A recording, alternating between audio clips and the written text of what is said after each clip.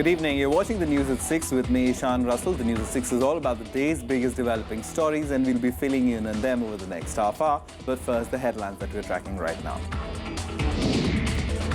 Election Commission announces dates for Bihar Assembly elections. 5-phase polls to start from October 12th, counting of on the 8th of November.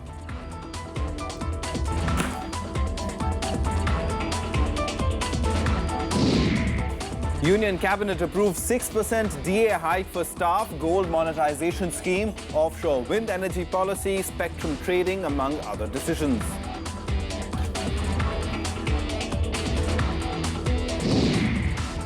Government decides to prorogue monsoon session to push GST amendments in the winter session.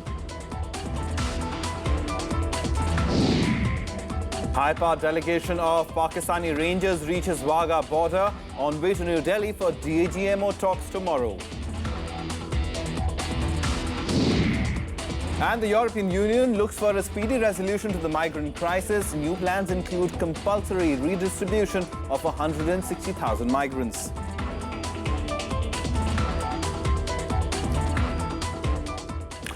Well, our top story is, of course, for the Bihar elections. Now, the Election Commission...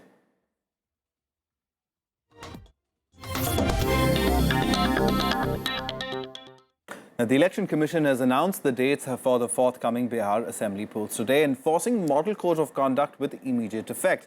Starting from the 12th of October, the elections will be held in 5 phases in the 243 constituencies. The results will be out on the 8th of November. The poll pitch is already high in Bihar. 2 key alliances have been holding rallies across the state for the past 1 month. Time has come up to step up the campaign as the Election Commission has released dates for the assembly polls. Coming Bihar election will be conducted in 5 phases. For phase 1 election in Bihar, the date of notification will be 16th September 2015 and date of poll would be 12th October 2015, that is Monday, and date of poll would be 16th October 2015, which is Friday. Being one of the states prone to Maoist insurgency, adequate measures have been taken to ensure peaceful and fair polling.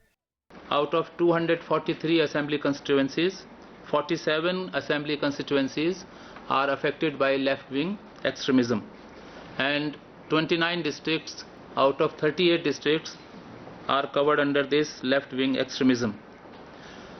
The Commission has made more than adequate arrangement of central paramilitary forces. The central paramilitary forces will man all polling stations. During the last assembly polls, ruling JDU contested in alliance with BJP. But the scenario changed before the Lok Sabha polls last year when the two decided to end their 17-year-old alliance. While BJP gained massively, JDU had a major face loss, forcing Chief Minister Nitish Kumar to step down. However, all that's changed now with a new alliance in place. BJP is also keen to restore the political momentum in favor of Modi government after suffering loss in Delhi polls. चुनाव की तारीखों का ऐलान हो गया, खुशी की बात है। मॉडल कोड लागू हो गया, कोड ऑफ कंडक्ट लागू हो गया। बिल्कुल हम लोग अब निश्चिंत होकर के सिर्फ और सिर्फ चुनाव में अपना पूरा समय दे पाएंगे। ऑफ कोर्स जो इसेंशियल विषय होते हैं गवर्नेंस के, उसके लिए जो दायित्व है उसको निभाते हुए अपना सारा करें। इंतजार था इसी घड़ी का और इस लड़ाई में पूरी तरह से हम लोग पराजित करेंगे भाजपा और उनके सहयोगी दलों को। आने वाले चुनाव में हम बिहार में विकास के मुद्दे को लेकर के चुनाव लड़ना चाहते हैं। अब पुनः बिहार में विकास और विश्वास का पुल, शासन की निरंतरता, पारदर्शिता, लोकतांत्रिक मूल्य, इन सब के लिए हम परिवर्तन के लिए वोट मांगने वाले हैं। नहीं, अच्छी बात है, मतलब ये तो होना ही था। अब समय कहाँ बचा है और हमको लगता है कि जो 5 चरण का है ठीक है। The polling process will begin from October 16th when notification will be issued for the first phase of polls, which will initiate filing of nomination by candidates. The result will be out on November 8th, 3 weeks before the term of the current assembly expires. With inputs from Shyam Sundar, Bureau Report, Rajya Sabha TV. Now, on a day when the dates for the Bihar Assembly elections were announced, leaders of the BJP-led NDA alliance met in the national capital to hold discussions on the seat-sharing arrangement for the upcoming polls. This was, however, an informal meet, and the final decision will be reached in the next 2-3 days. गठबंधन को लेकर क्या स्थिति है sir?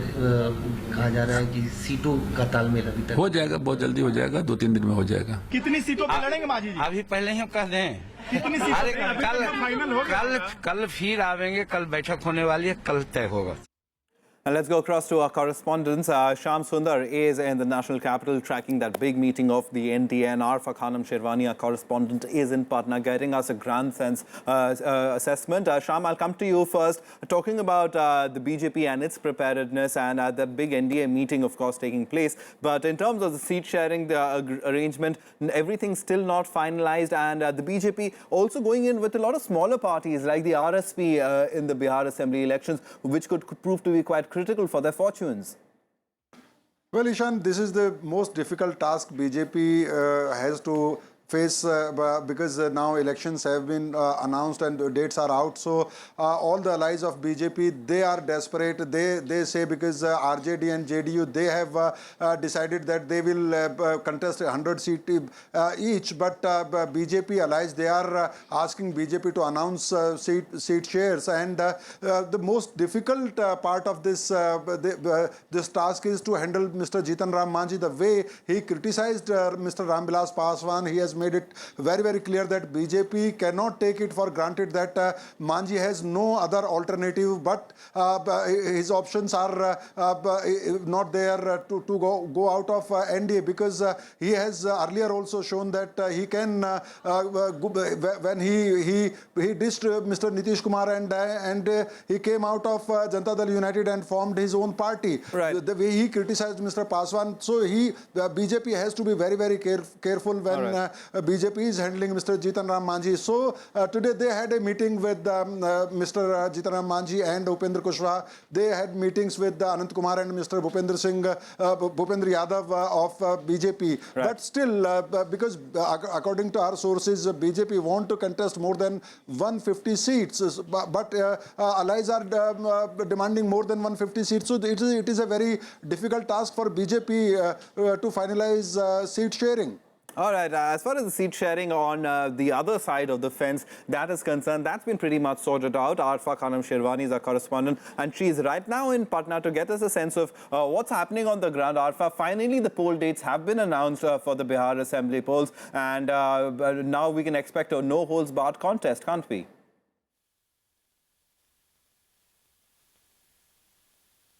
Arfa, can you hear me?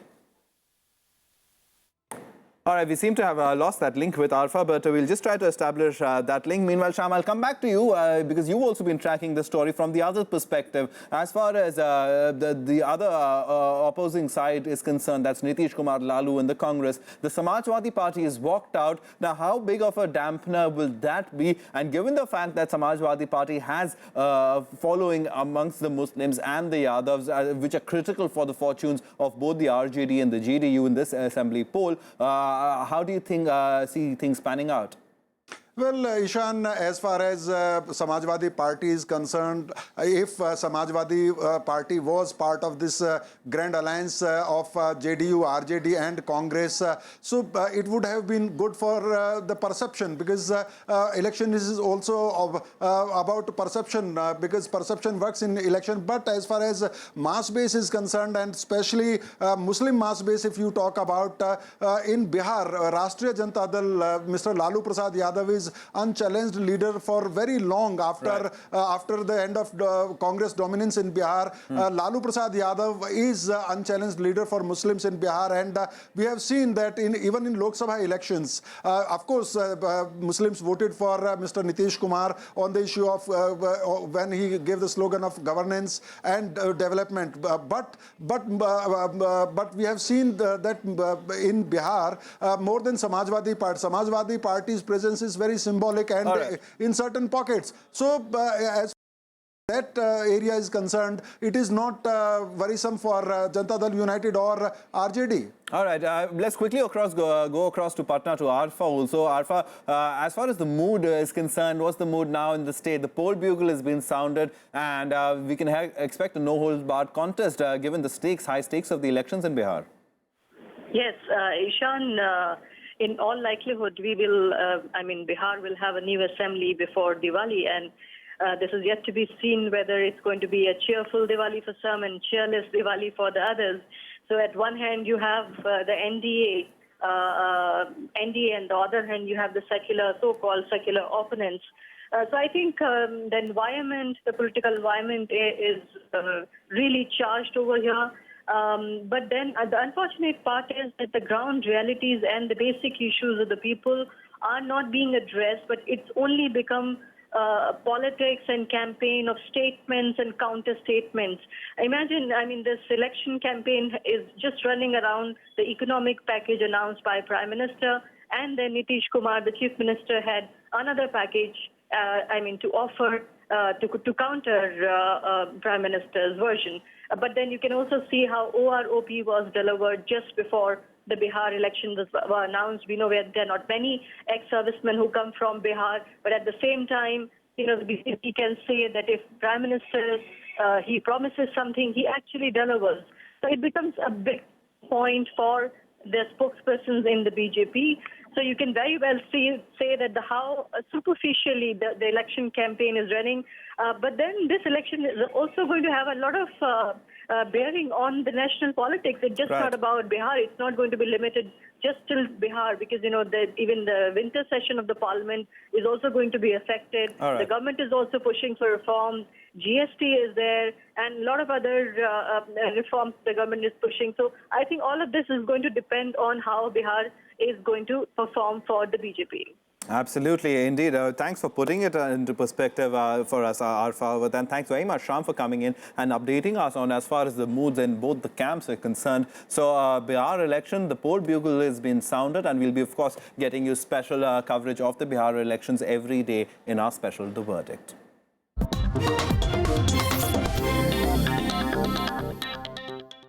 Moving on now, the Cabinet has approved a 6% hike in dearness allowance for government employees. National offshore wind energy policy, spectrum trading and introduction of the sovereign gold bond scheme were also among the several big decisions taken by the Cabinet today. इस वर्ष के जो दूसरा half है, second half है, 1 जुलाई से लेकर उसमें रिवीजन होता है सरकारी कर्मचारियों के डियरनेस अलाउंस का, तो 6% डियरनेस अलाउंस मंजूर किया गया. Just minutes before the announcement of schedule for Bihar Assembly elections, the centre gave some good news to the government employees by increasing the dearness allowance. In its meeting on Wednesday, the Cabinet also approved introduction of sovereign gold bond scheme and gold monetization scheme, saying it will reduce the demand for physical gold. आज मंत्रिपरिषद ने sovereign gold bond scheme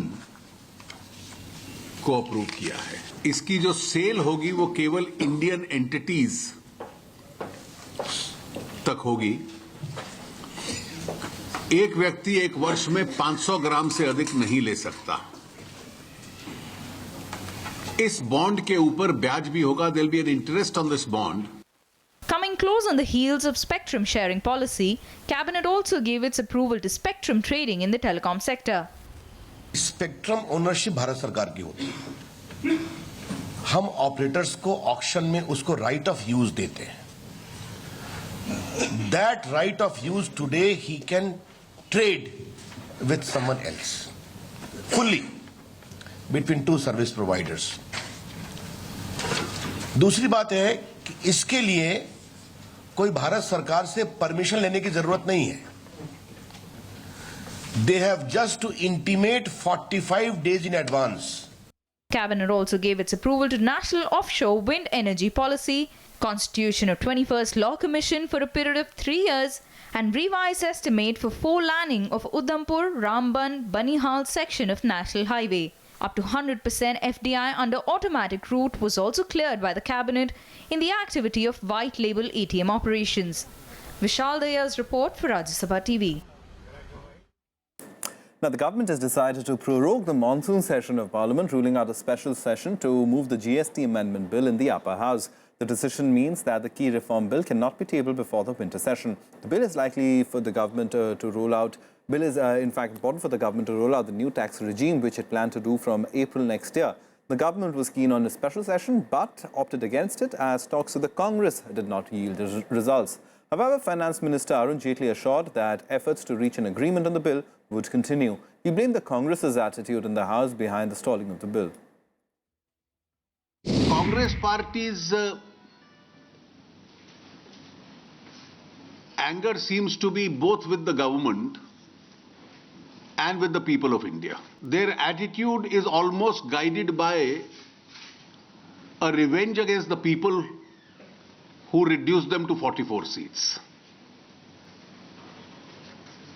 And therefore we have been finally told by them that their same attitude would continue. Bharat की जनता को ये मालूम है कि UPA second में किस पार्टी ने जीएसटी को रोका, कितनी बार संसद को रोकने का काम किया। वो आज हमको बता रहे हैं कि हम रोकने का काम कर रहे हैं। हमने कहा, हमारी पार्टी के कल ही जो हमारे वरिष्ठ नेता उन्होंने कहा कि जीएसटी का विरोध नहीं कर रहे हैं। जीएसटी के जो प्रोविजंस हैं, उस प्रोविजन में एक प्रोविजन है, संविधान के अंतर्गत आप 18% से ज़्यादा का छूट लेना चाहते हैं। हम कहना चाहते हैं कि उद्योग की दृष्टि से, ट्रेड की दृष्टि से और देश के औद्योगिक विकास की दृष्टि से ये आप कैप नहीं लगाते हो तो इसका फॉल आउट होगा। हम ये कह रहे हैं कि 1% का आप जो कर रहे हैं वो जीएसटी का, आपने कल ही पढ़ा होगा जो एजेंसी का रिपोर्ट आई थी, उसमें जीडीपी में कोई कंट्रीब्यूशन नहीं होगा यदि आपने 1% का लगा दिया। अगर जीएसटी नहीं आया तो समझिए इसके लिए मुख्य कारण आज जिस तरीके से अपने सहयोगी पार्टियों की खोज कर रही है बीजेपी, उनको चाहिए आपके रीजनल पार्टीज की समर्थन पार्लियामेंट में, और जीएसटी करेंगे तो एक बड़ा रीजनल पार्टी है जो उनके खिलाफ जाएगा, वो है तमिलनाडु में जिनका सरकार है। अब उस लालच में वो नहीं कर रहे हैं, अब दोषी ठहरा रहे हैं विपक्ष को। And the market soared by more than 1% for the second day as the global stock markets extended their rally. Investors bought beaten down stocks as the government approved a few key policies. Sensex ended with gains of over 400 points, while the Nifty regained the 7,800 mark with a rise of 130 after the big fall last week. The surge in stock markets comes after the US stocks rose more than 2% on Tuesday, bouncing after steep losses last week. Japan's Nikkei also scored its biggest single-day gain in nearly 7 years after Prime Minister Shinzo Abe hinted at more policy steps to boost the economy. Time now to take a look at all the other national news and updates in Nationwide. Hearing a petition on acid attack victims, the Supreme Court issued contempt notices to Chief Secretaries of Karnataka, Kerala, Jammu and Kashmir, Mizoram and Madhya Pradesh for not filing their response. This was after all state governments were asked to file a reply on the rehabilitation policy for acid attack survivors. Panchayat elections will be held in Haryana on the 4th, 11th and the 18th of October. The State Election Commission announced the three-phase elections for nearly 72,000 posts of Panchayat members, Panchayat Samitis and Zilla Parishads. Nominations can be filed from the 15th of September. On a two-day visit to her constituency, Rai Bareli, Congress President Sonia Gandhi today unveiled a statue of former Prime Minister Rajiv Gandhi at the Zilla Panchayat building. She is scheduled to meet her parliamentary constituents tomorrow. Time for us to take a quick break. Coming up on the other side, Queen Elizabeth II wishes to carry on after becoming the longest reigning British monarch. More on that on the other side.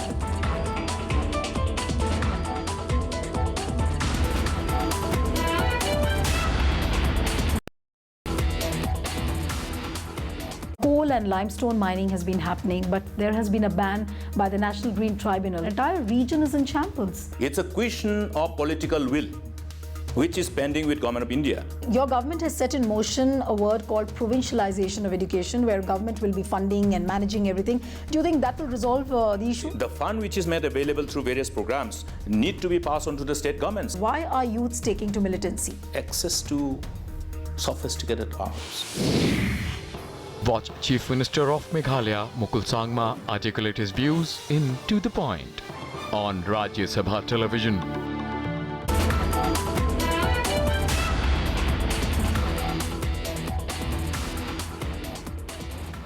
Welcome back. You're watching the news at 6. And now, a delegation of Pakistan Rangers is on its way to New Delhi for the DG-level talks between India and Pakistan that will begin officially tomorrow.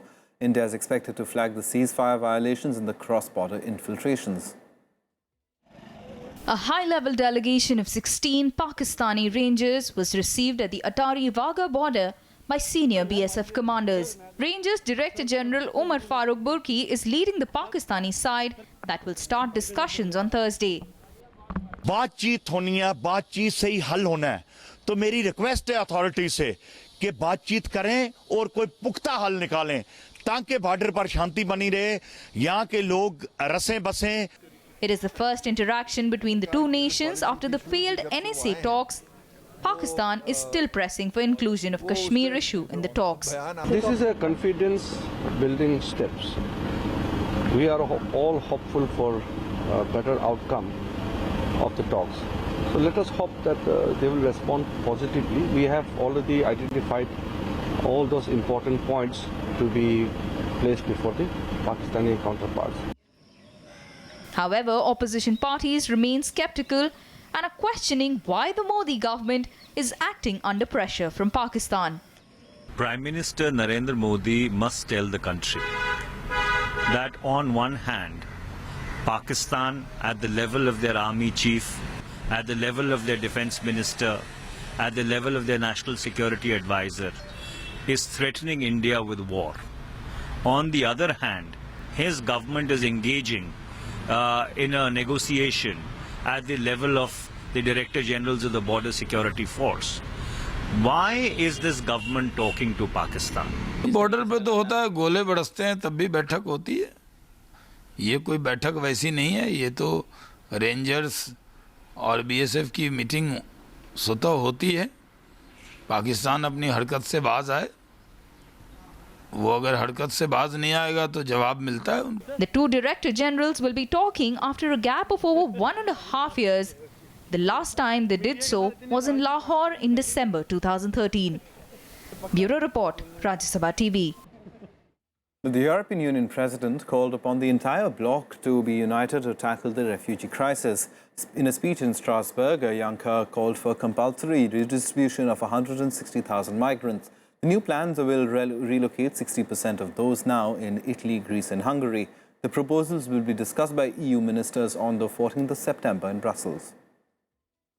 An Europa in dieser Europäischen Union und das fehlt an Union in dieser Europäischen Union. Europe in search of a swift and determined response to the migrant crisis. In an unusually emotive annual State of the Union address, European Commission President Jean-Claude Juncker appealed for unity in its efforts. It's 160,000, that's the number Europeans have to take in charge and have to take in their arms. And I really hope that this time everyone will be on board. No poems, no rhetorics. Action is what is needed for the time being. Juncker's proposals are an additional intake of 120,000 refugees by member states. This in addition to quotas to relocate 40,000 refugees, a permanent relocation system, list of safe countries for returning migrants, strengthening EU's common asylum system, better border management and better legal channels for migration. Germany is leading the call for quotas. It also says not all migrants will qualify as refugees. Meanwhile, Australia also announced plans to take in more Syrian refugees. Wenn wir auf den Euroraum insgesamt blicken, so können wir sagen, es gibt eine wirtschaftliche Erholung. Die Wirtschaftslage ist besser als noch vor einem Jahr. Und insbesondere reformstarke Euro-Länder wie Spanien und Irland wachsen überdurchschnittlich. The government will shortly dispatch officials to the region to begin working with the UNHCR to identify potential candidates for resettlement. We will move very quickly, but everyone who is resettled in Australia will be subject to the usual security, health and character checks. The Czech Republic, Slovakia, Poland and Romania are opposing mandatory quotas. On Tuesday, Poland softened its approach, saying it will go beyond its earlier figure of 2,000 migrants. But with thousands fleeing the war-torn Middle East, the question is, will all the European measures be enough? Bureau Report, Rajya Sabha TV. Now, the External Affairs Ministry has refuted reports of 20 Indians being killed in airstrikes in Yemen. It clarified that 7 Indians, though, are reported missing after their boats came under aerial bombardment. The 13 other Indians on the boats are alive. The Indians were on their way from Somalia to Yemen. The MEA added that the Indian embassy officials in Djibouti are in touch with the local police and local people to locate the missing Indians. The boats came under aerial bombardment in the afternoon of 8th of September. The boats were carrying a total of 20 Indian crew members, of which 13 are alive and 7 are reported to be missing. No other information is currently available regarding the identities of the Indian nationals. Now, 63 years and 216 days. That's how long Queen Elizabeth II has ruled Britain, making her the longest ruling monarch in the 1,000 years of British history. At 89 years old, she's also the nation's oldest ever monarch. At 5:30 p.m. British Standard Time, the Queen becomes the nation's longest reigning monarch, surpassing the record set by her great-great-grandmother, Queen Victoria. The historic moment notwithstanding, it was business as usual for the monarch as she opened the new borders to Edinburgh railway line. This is the UK's longest domestic line, open in a century. From there, she headed to Balmoral for her annual summer holiday in the Highlands. Prime Minister David Cameron led the nation in paying tributes to the Queen. He described her as a rock of stability and said her reign had been the golden thread running through 3 post-war generations. I do think it's right that today we should stop and take a moment as a nation to mark this historic milestone and to thank Her Majesty for the extraordinary service that she's given to our country over more than 6 decades. Mr. Speaker, Her Majesty the Queen inspires us all with her incredible service, her dignified leadership and the extraordinary grace with which she carries out her duties. Well, that's all from us. Goodbye.